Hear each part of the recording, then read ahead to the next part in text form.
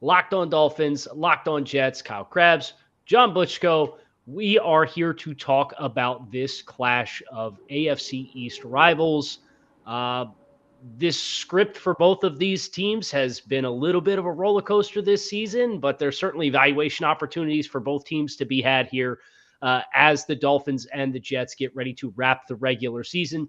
There are some playoff implications, but no teams controlling their own destiny in this matchup. So, John, we last did this, what was it? Week 5 was the first time we met up with one another.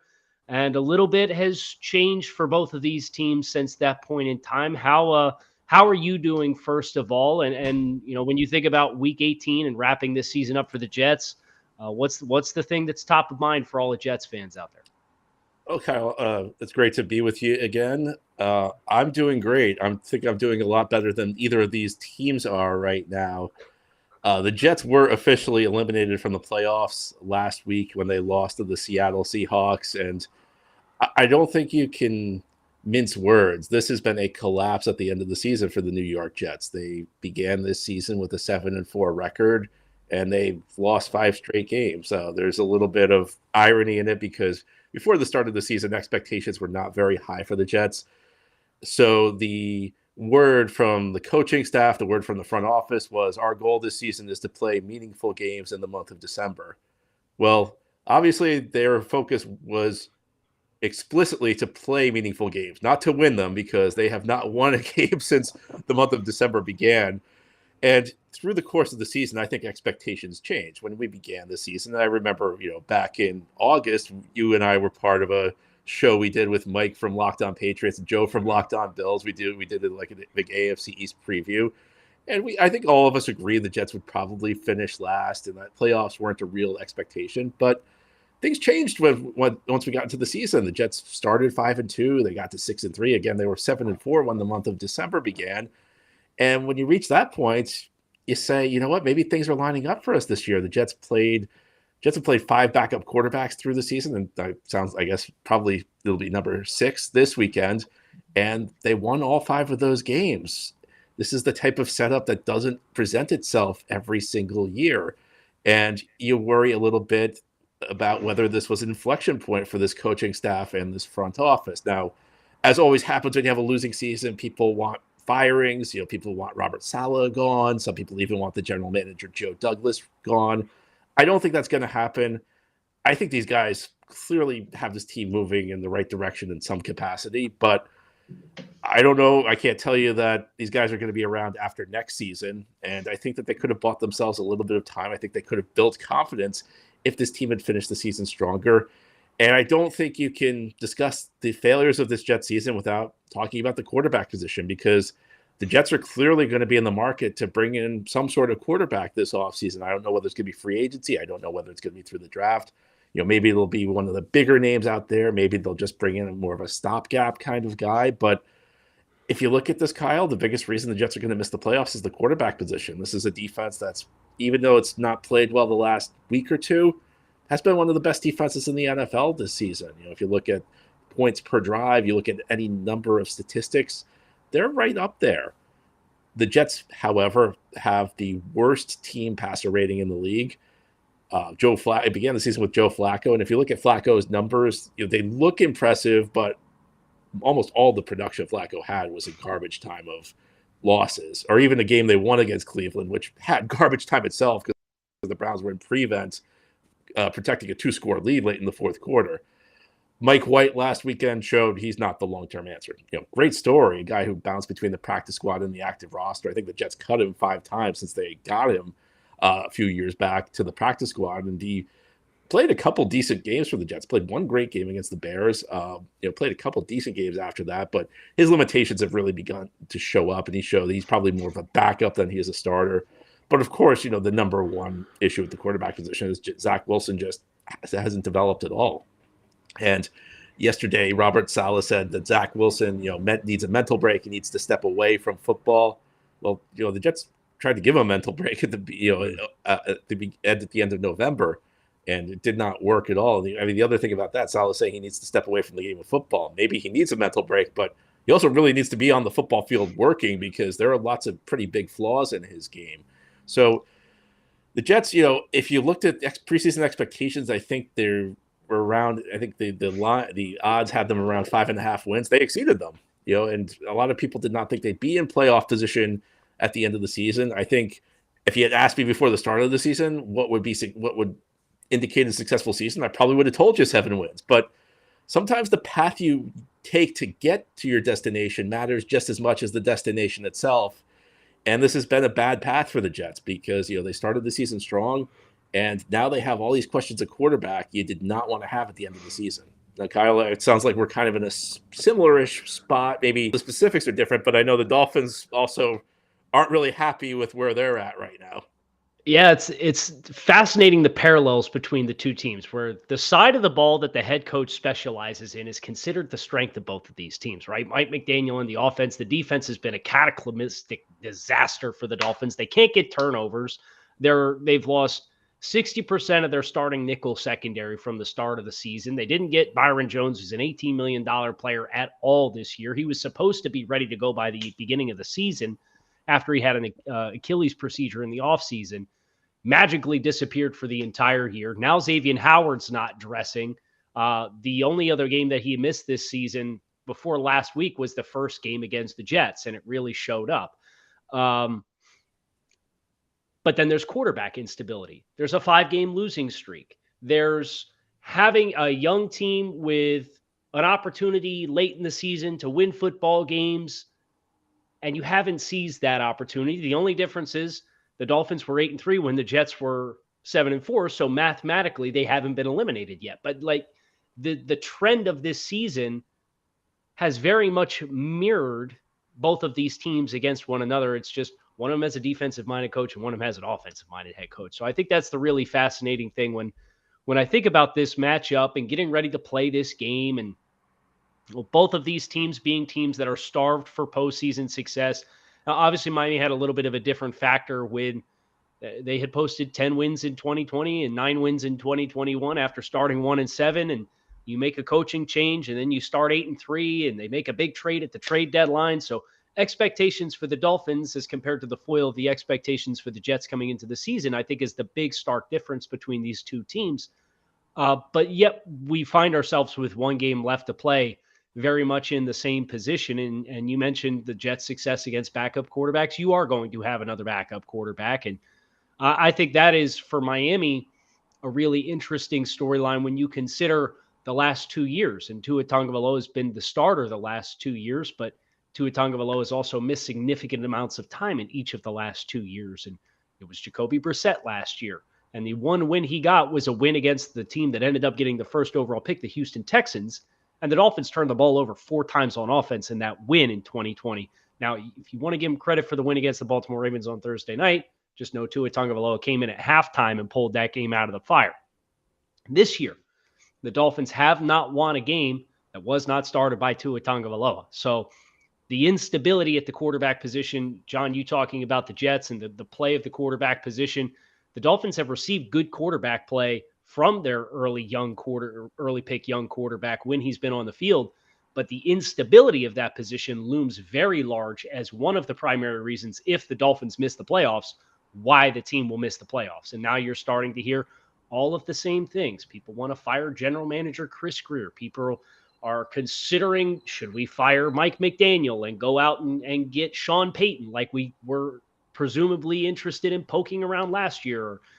Harbaugh's magically interested in coaching in the NFL again. So like everybody's just, the fan base is just desperately searching for like, what do we got to do to get over the hump here, right? And I know that is a feeling that both of these fan bases universally share as compared to Mike over at Locked On Patriots, who enjoyed 20 years of consistent success. And effectively, you'd start the year and have a division championship. And Joe over on Locked On Bills now, where that team is kind of in the pole position at the start of every year.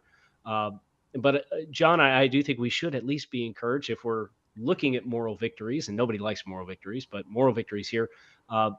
Both of these teams did beat the Buffalo Bills this year. So the strides that both of these teams took, I think a storyline for both of these teams as we go into this offseason is continuing to accelerate and close the gap and let the chips fall where they will next year. Now, of course, for Miami, we still have to figure out if they're going to play a postseason game. If they win and the Patriots lose to the Buffalo Bills, which seems as though the Bills will have plenty to play for in the midst of the questions about what ultimately will happen with the Buffalo-Cincinnati game, Buffalo will still need to win in Week 18 against the Patriots to keep their hopes of the 1 seed in the AFC playoffs alive. So the Bills will have plenty to play for. So Miami's got to come into this game with that acknowledgement of, if you win, you have a very likely possibility of ultimately getting into the postseason. But as you said, both of these teams on 5-game losing streaks. Somebody's got to win a football game. And we're going to talk about the matchups and who it will be here as we get ready to switch gears. Today's Crossover Thursday is sponsored by Bet Online. Bet Online is your number one source for your sports betting info, stats, news, and analysis. Get all the latest odds and trends for every professional and amateur league that's out there, from pro football to the national championship in college football, basketball, you name it. You love sports podcasts, you can find those at Bet Online as well. They're your fastest and easiest way to get all of your sports betting information. So head to the website today or use your mobile device to learn more. Bet Online, where the game starts. So, John, let's talk about the matchups in this game, and backup quarterbacks for both teams, it seems, playing. What's a matchup when you think about either the Jets defense against the Dolphins offense or the Dolphins offense against the Jets defense that really stands out to you as something that could be a defining matchup in this contest? I look at, I'm assuming it's going to be Skylar Thompson, Kyle. Is that correct? It'll be Skylar Thompson, the quarterback for the Dolphins? I would assume it will be Skylar Thompson. Yes, they've kind of been mum about it, but Teddy Bridgewater has not been able to participate through Thursday in practice. So safe to assume Skylar Thompson will play. So the Jets essentially will play Skylar Thompson twice this season in games against the Dolphins. And I remember that first matchup. It was a really tough spot because it's not just that they played Skylar Thompson, is that he had to come in after the first play on offense Miami ran, which meant he did not even have like the full week to prepare and work installing the game plan. I just feel like that was an impossible situation. So at least, this time he'll come in with a little bit, more preparation. But, I remember that game. It's a tough spot when you're asking somebody like that to step into the lineup when they don't really have a lot of experience. And it felt to me like the Jets pass rush, not surprisingly, it really impacted him while he was in there. So, the first place I look at is the Jets defensive line versus Skylar Thompson. This is a defense that does not blitz a whole lot. They really depend on their front four to get home. And, they've done it pretty well this season, of course, led by Quinnen Williams, who probably is going to be on an all-pro team. But you also have guys like John Franklin Myers and Carl Lawson, who have shown an ability to get to the quarterback. And, I think the Jets have a guy who's somewhat similar to Skylar Thompson. His name's Chris Streveler. Streveler's a bit more experienced in pro football. He played in the CFL, but he was like the star of preseason for the Jets this year. He led the Jets to comeback victories in the fourth quarter in all three of their preseason games. But I think about like what it would be like if Chris Streveler had to go in and start a game. He actually played a few weeks ago with the Jets bench Zach Wilson in the Thursday night game against Jacksonville, and Streveler came in, and it was kind of fun to watch him play. But you can see he was, it was not. He's not really a guy you can expect to do big things at this point. So, I look at this matchup, and I think if the Jets front four can get home and get to Skylar Thompson, I think it could be a replay of what we saw in the first meeting, where Thompson maybe makes some mistakes, maybe he gets a little rattled, as you'd expect somebody in his situation to be. And on the other side of the ball, I look at this. You mentioned the Dolphins secondary is beat up, so we don't know who's exactly going to be in the lineup for Miami. But Garrett Wilson's put together a tremendous rookie season. He actually went over the 1,000-yard mark last weekend, and it's kind of funny because he was Plan B for the Jets. The Jets, of course, tried to trade for Tyreek Hill, and there was that offseason competition between the Jets and Miami, and could end up being a situation that kind of worked out for both teams because, as a result, the Jets drafted Garrett Wilson, who's put together a phenomenal rookie season. And you look at him going up against a banged-up secondary, I think that could be something that the Jets could benefit the Jets. So now, Kyle, let me turn it to you. What are the matchups that you have your eye on? Well, you mentioned Skylar Thompson, and I just can't help but admire for the Dolphins.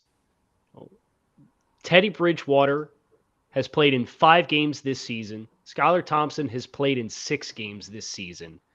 And it's like they've alternated taking the start and then missing the rest of the game. So if you go through the Dolphins' schedule, Tua starts against the Bengals, Teddy finishes. Teddy starts against the Jets, Skylar finishes.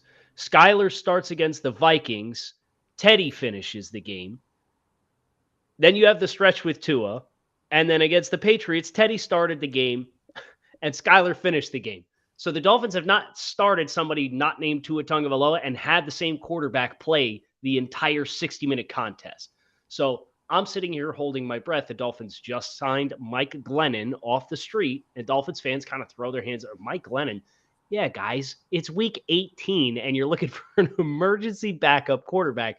You're not going to find good options. But I am just sitting here holding my breath that this offensive line can provide enough protection so that we can have the same backup quarterback play for 60 minutes and at least have the same guy who took all the reps in practice try to execute the entire game plan, because it just has not happened. It's been a total disaster. So for the Dolphins, I think their offensive line winning up front, winning in the run game, it's been very feast or famine for the Dolphins. They ran for 195 against the Browns, and then they came out of the bye and they ran for 66, 33, and 92, and then they put 188 up on Buffalo, and they've ran for 82 and 86 the last 2 weeks.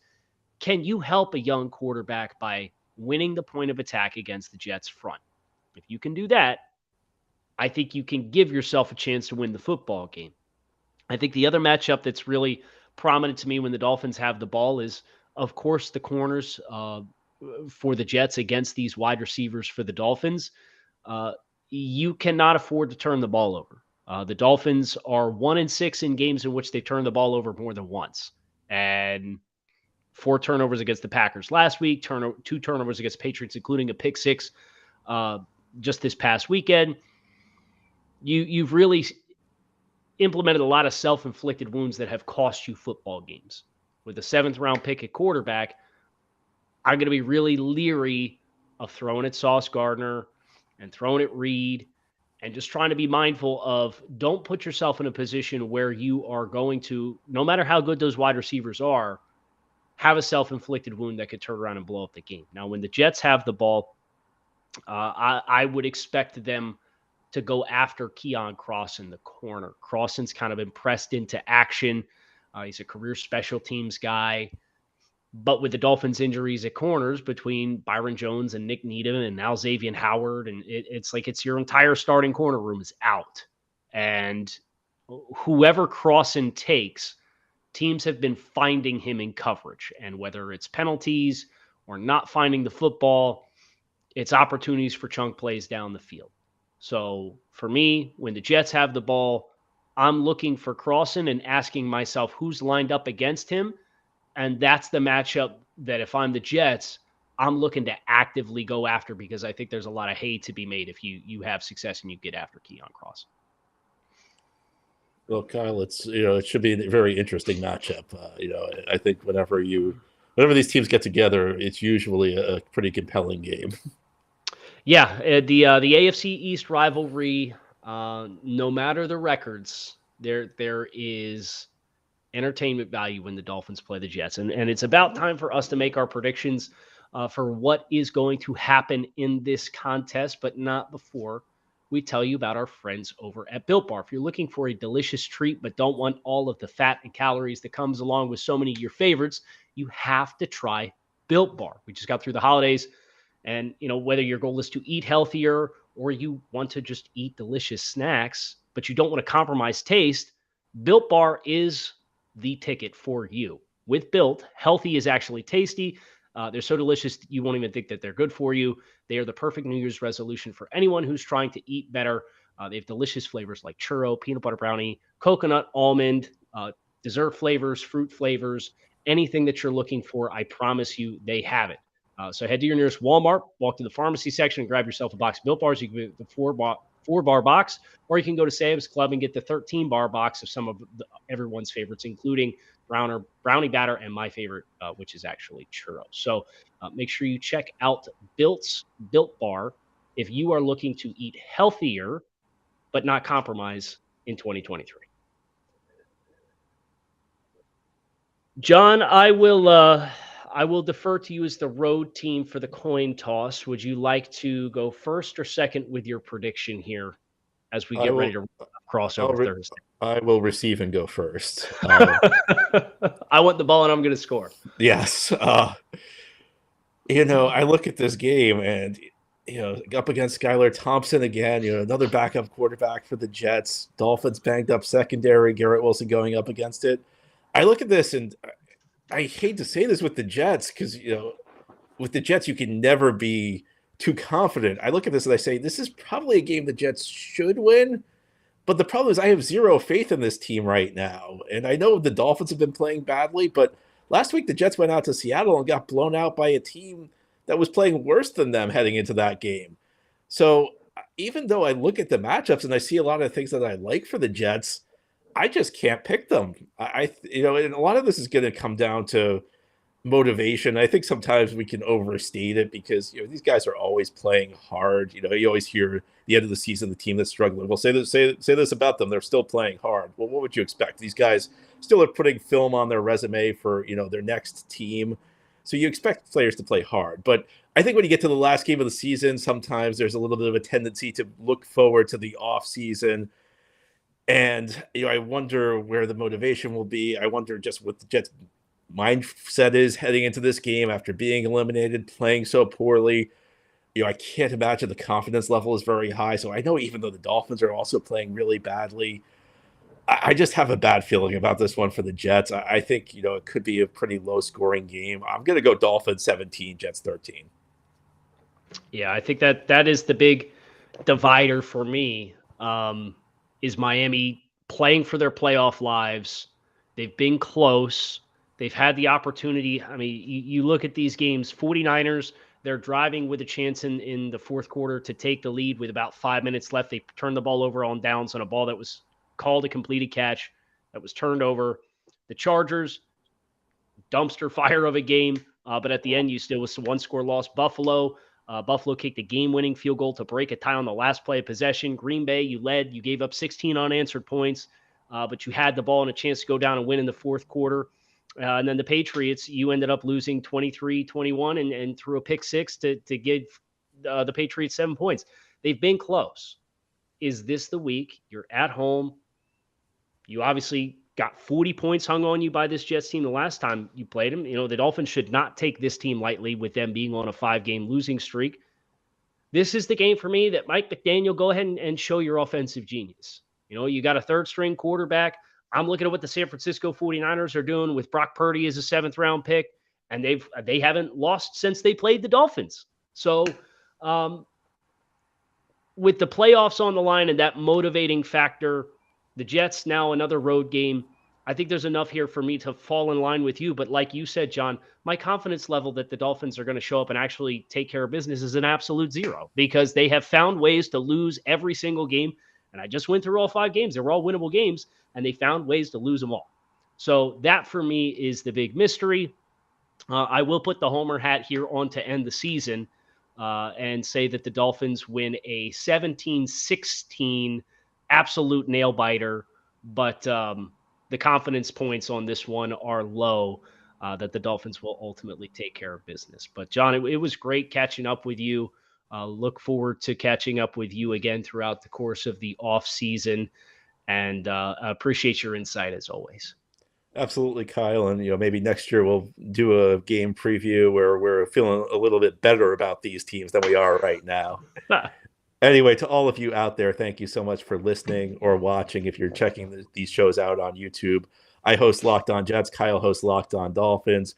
These shows are part of the Locked On Podcast Network, and our motto is your team every day. We have new episodes each day throughout the week, Monday through Friday, and we're going to continue through the offseason, even though the season's ending for the Jets on Sunday, and it could be ending for the Dolphins on Sunday, although I'm sure Dolphins fans out there are hoping for a playoff game. We'll be with you through the offseason, through free agency, through the draft. So be sure to check it out. Subscribe where podcasts are found. Hit the notification bell if you're watching on YouTube so that you'll never miss an episode. Please give these shows 5-star reviews, thumbs up if you're watching on YouTube.